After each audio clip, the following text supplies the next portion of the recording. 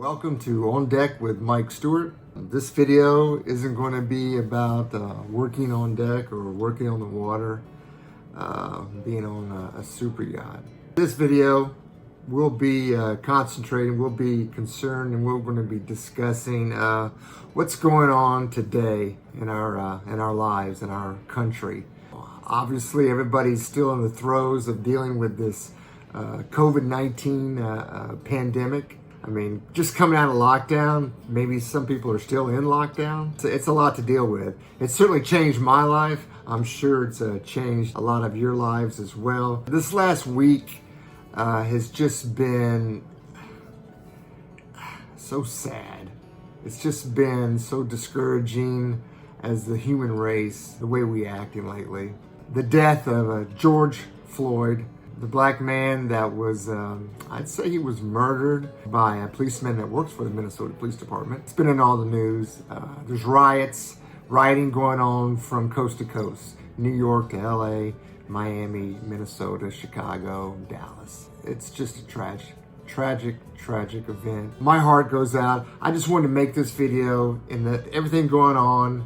Normally I talk about boats and yachting and being out on the water and all that, but I just thought I must step back and take a moment to address what's going on in the present right now with everybody, with explosion of racism. It seems like we've just kind of, pressure cooker is being released.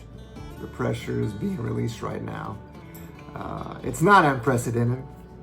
If you can remember your history, go back into the 60s. There was a few moments back in the 60s where it was pretty bad. I just can't believe after all those years later, we're still basically in the same spot. We haven't learned anything. We haven't done anything to move beyond our petty grievances, ways of thinking, our beliefs. Just a quick bio on where I'm coming from. I'm the son of a preacher man back in the 60s. My father was a brand new Methodist minister, fresh out of Duke University with his divinity degree. Ink probably wasn't even dry yet.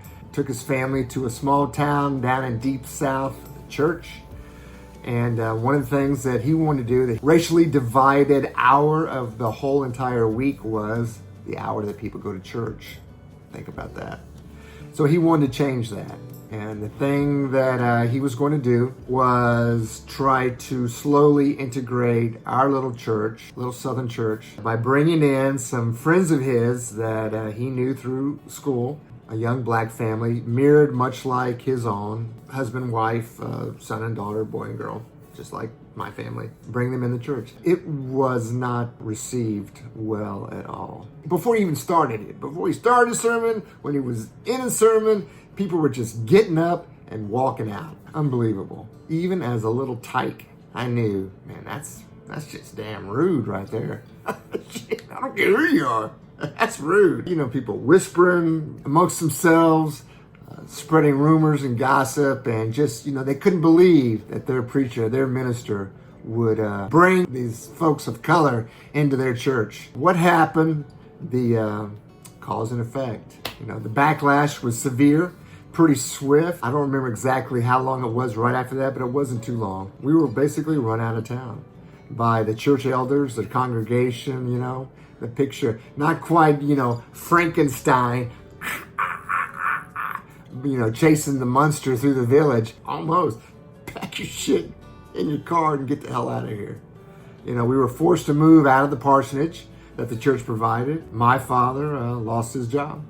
He was fired from his very first church job, minister job, because he tried to integrate the church. So there you go. Did not sit well with him. It really left a bad taste in the whole entire family's mouth with organized religion and churches. But hey, that's a whole different subject right there. I just kind of wanted to take a moment and just share that, in this day and age, we can be better. We should be better. We should be a lot better than the way we acted back in the 60s. Racism is not built into our DNA. It's a learned trait. It's a learned belief. I guess you could say much like religion. You're not born with it. You have to learn how to be a racist. It's taught very early to all of our kids in schools, in jails, in prisons. Very racist. White guy goes in, you can't go hang out with the black guys. You got to go hang out with the Aryan Brotherhoods. Black guy comes in, you can't go hang out with your best friend who's white. You got to go hang out with Black Brotherhood. Tino Brown guy comes in, forget that. You got a white guy and a black guy as a friend? No. You can't be friends anymore. You got to go hang out with your Latino El Familia gang, or whatever they call themselves.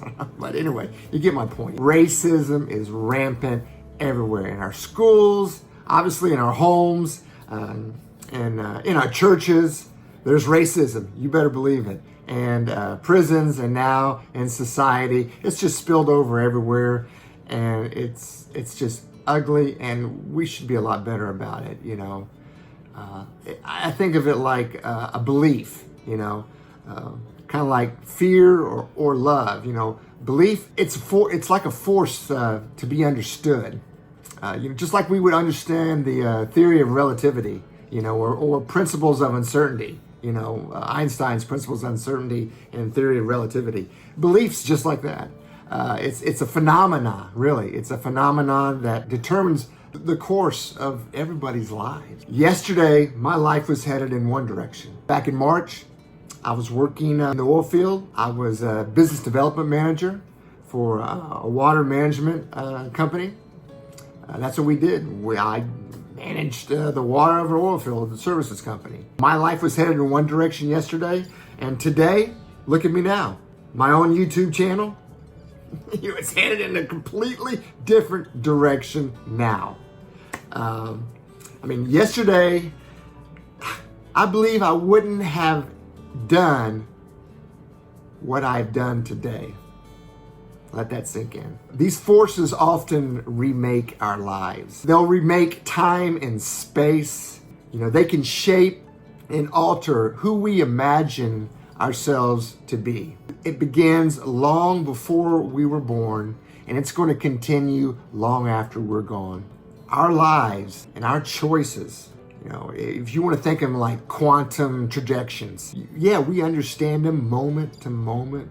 What we believe in, or what our choices, what decisions we make. From moment to moment, we believe that. But at each point of an intersection, each little encounter with a new trajectory, with a new moment, each little encounter we have in life, it's going to suggest a different potential direction that we're going to go in.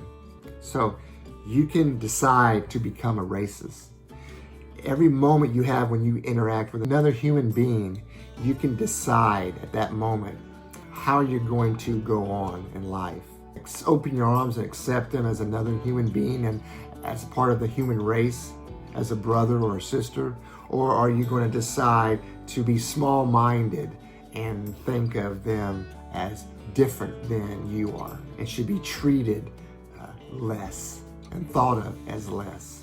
It's up to you. It's up to each one of us to think and look at our belief system and make those decisions. So I'll get off the soapbox. I just want to take a moment out of my usual routine of churning out videos concerning super yachts, mega yachts, professional mariners. I just want to take a moment and stop and say, I am aware. I do look out the window from time to time. I am aware the world is on fire.